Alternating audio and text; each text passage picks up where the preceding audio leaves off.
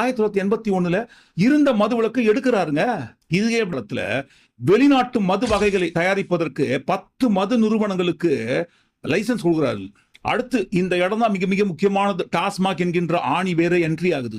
1983 ஆண்டில் தமிழ்நாடு முதல்வராக எம்ஜிஆர் அவர்கள் ஆட்சி காலத்தில் தான் பாருங்க, இந்திய நிறுவன சட்டம் 1956 கீழ் தமிழ்நாடு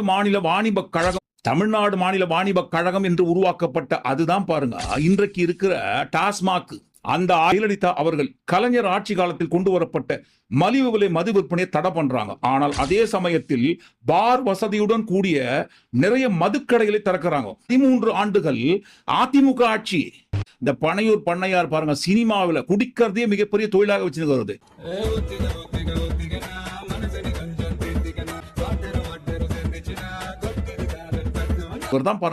அதிகப்படியாக மதுவை ப்ரமோட் பண்றாங்க, குடிப்பவர்களை அதிகப்படியாக உருவாக்குறாங்க. ஃபேஷன்